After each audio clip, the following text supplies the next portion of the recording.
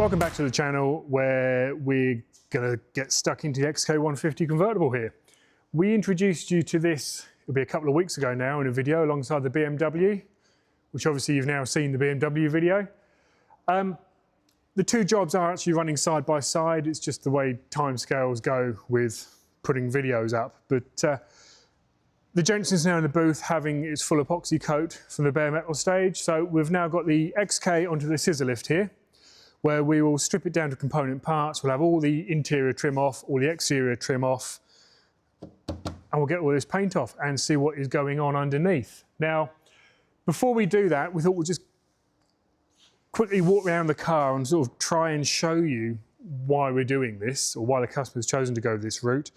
It's not the easiest because it's white. And as we said before, white does hide quite a bit. So what I might do in the editing process is possibly overlay a bit of B-roll footage if we're not getting a clear indication in a one-take shot, which is what we like to do. These side light pods, which are the same on, say, a Mark II Jaguar, they are a standalone panel, which are welded on and then lead loaded. And as is very, very common, you can start to see all the way around here an outline where the lead is starting to swell out. Now, we've covered this before on our lead versus filler work videos. Lead does swell and move. So we'll get all this off and actually see what's going on under here and then determine how best to repair. It might not need a repair, it just might need all the lead washing out and another process being applied. But as we walk around the car, and a lot of it is around the leaded joint areas, again, where the wing here meets the windscreen scuttle, we've got big blisters coming through, micro blistering here. I think the other side is a little bit worse, so where this line is sort of doing this because the lead's all starting to move.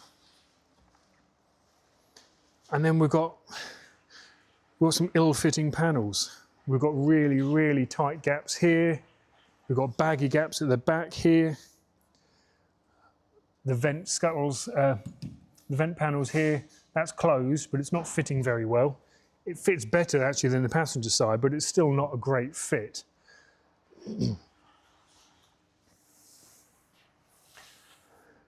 The car, as we said in the other video, the car has been restored before, so it's got fresh paint on the outside of the car. We don't know how far that goes. We don't know if it was a bare metal before or what. But again, if we look along this swage line here, the paint is shrinking and cracking in along the lines. You can see here. It's cracking and coming away here. And there is actually signs under there of rusty metal. So this could have been a bare metal repaint at some stage. But once we get all the parts off and start attacking it with the coarse grit and the DA sander, we'll obviously be able to tell exactly what's gone on in its past. But first step, strip it, then we get it into epoxy once all the paint's off. Once it's sitting here in a single coat of epoxy, we can then spend a bit of time gapping up, shaping and adjusting. And just because it's in epoxy doesn't mean we can't go back a stage. The epoxy will stop it corroding or oxidizing while we're working on it, but if we find that we need to reprofile an edge of a panel, we grind back, we weld, we do whatever we need to do, and then we go back into the epoxy. So getting it into the epoxy, especially with winter coming, is our first priority, just to get it all stripped back so we can see what we're doing, and then prepared and protected so that we can move forward without any detrimental side effects of it being in bare metal. So probably enough of the intro waffle. We'll set the GoPro up somewhere and you get to see us double speed, treble speed, whatever, going through getting it all stripped. What I will do actually before we stop and sort of cut over to that, I will just lift the bonnet up because as I mentioned before, it's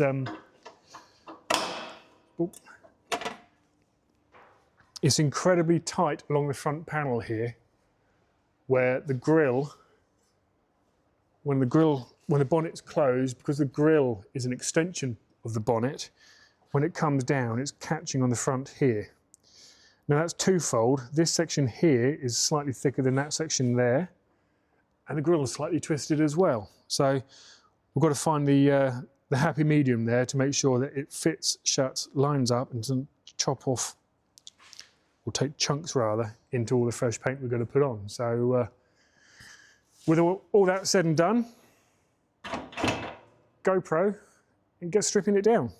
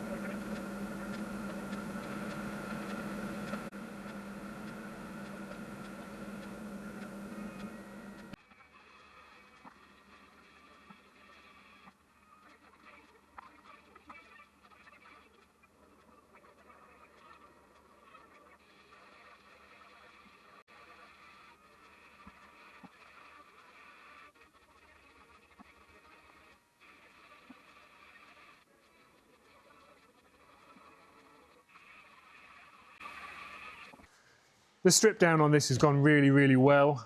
The previous restorers, I say about 15 years ago now, they've done a great job. Everything's come apart really easily. And if you look inside the headlamp bucket there, you can see how very keen they were to preserve the car, because everything is absolutely smothered in wax oil, which is great for preservation. It's pretty grim for the poor person taking it apart, and it's pretty grim for the poor person who's got to clean it all back. So there's Luke's job sorted after lunch. We've broken it down almost as far as we are going to go. So seats are out, carpets are out. There are bits of trim still in the car, but we will now basically bag all of this up, bag up the hood, and it will all be sealed in and encased. The hood was replaced within the past few months. So we've taken the tacking rail out and we've lifted the hood and tucked it inside the body. So this will now all get bagged up and covered up. Next step is we're going to take the panels off. So both doors off, bonnet and boot lid. Those will be stripped to bare metal, then into hybrid epoxy. That way we don't have bare metal sitting around very long, risking oxidization. So do the panels.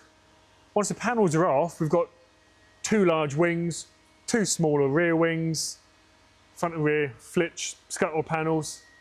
They'll be stripped into the epoxy as well, moving forward at a pace. But before we get rid of all this fridge white, I think someone's called it in one of our social media posts, before all this white comes off, we have done a spray out card. Now this is J683C. Don't get too close to this, Luke. It's a horrendous spray out card because I dropped it while it was wet. So you get an idea of the colour, but you can see how very different it is to the body. So this is Old English white, factory colour code, formula from Novel, and you can see how very different it is to this fairly generic white that the car is. So it's going to go into the creamier Old English white, which I think when it's done is going to look absolutely fantastic. The chrome work on this car is great, so it will pop nicely with that. And with the red leather, it's going to be an even lovelier looking car. So we'll get the panels off, get the paint off, crack on, push forward.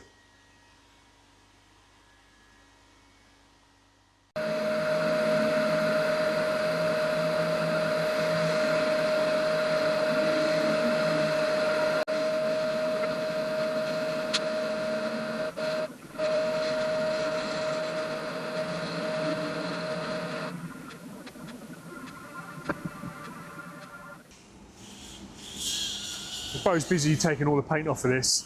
I'll disturb him. The bulk of the paint is now off. It's just going around with the little micro detailing wheel, getting the bits off the little intricate areas that we can't get to. And it's only when they're stripped down like this you can actually see the volume of lead that goes into these from the original build. So these wings are made up in 3 sections, 4 sections even. The big front curve panel that you see there. Then the headlamp pod itself is a standalone panel which is welded in, and the side light pod is welded in. You can see here all the lead over the joins, all the way up here is all lead. And then the rear section of the wing. Now this has actually been welded in place. This isn't factory in here. You can see there's a definite MIG line. You can see the MIG welding just around here. So that's a MIG'd joint all the way down there, and then it's leaded over. It's all a bit of a funny shape still. Despite the lead that's on there, it is a bit of a funny shape, and it's actually taken quite a bit of filler work afterwards. So, I mean, this has been ground using the 80 grit on the Merkur sander.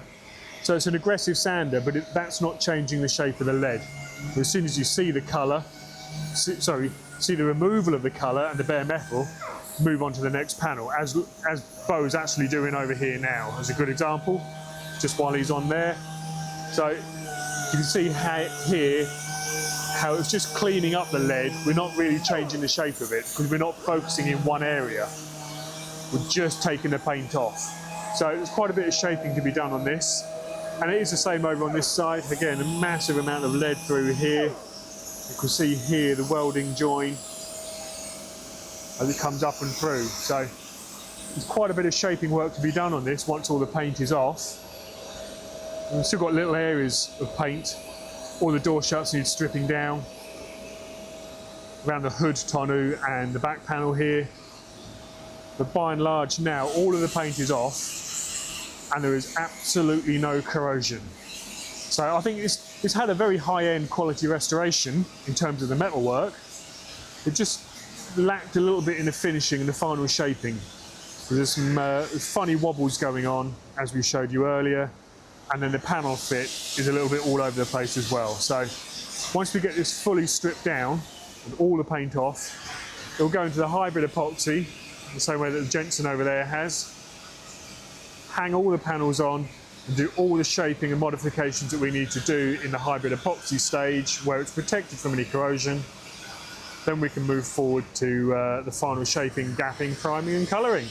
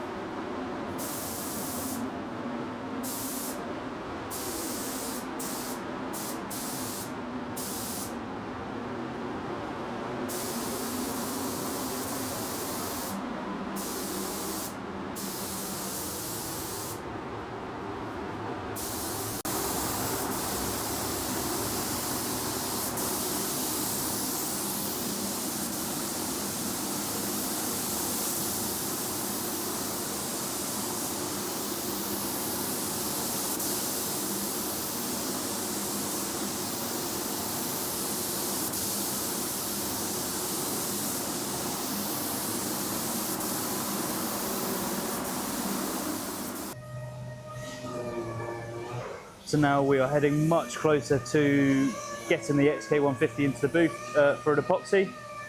Keith's busy DAing the whole body in a 180 just to take off any of the minimal oxidation that has occurred over the last few days. As you can see, Keith's gloved up as well to stop any sort of contaminants going onto the bare metal. And the car will then sit in the booth for about an hour on a bake cycle to just draw out any of the moisture before getting a nice epoxy coating, hermetically sealing the metal underneath. So we're going to go whiz round it with a DA and get it into the booth.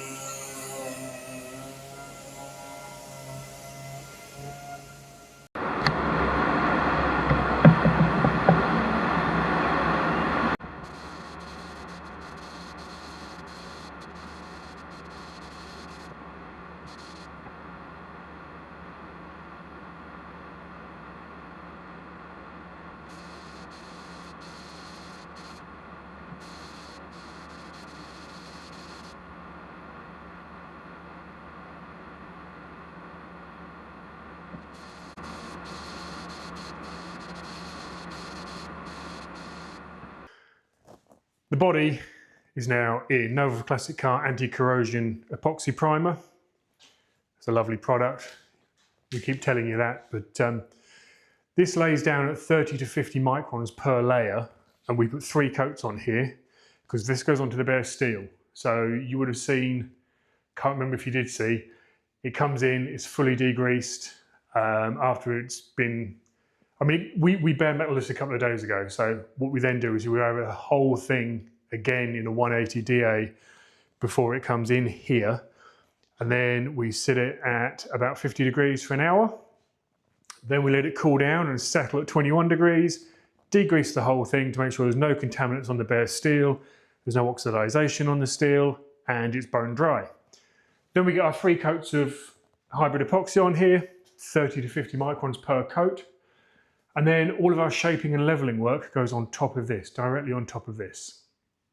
So with the nice amount of build that we get in the epoxy, we've got a really solid foundation. And then as we're filing back and shaping, the build minimizes the amount of breakthroughs we have, taking it back down to bare steel. Obviously that does happen from time to time. So once all of the shaping work rather is done, any breakthroughs, we go straight back over with the anti-corrosion epoxy before going on to the next stage, which will be polyester, which again is kind of like a spray filler. So we get a uniform coat, which just levels out any of the repairs, and then we rub that down. It sounds like we've put a lot of material on, and I guess we do, and then we take it all back off again.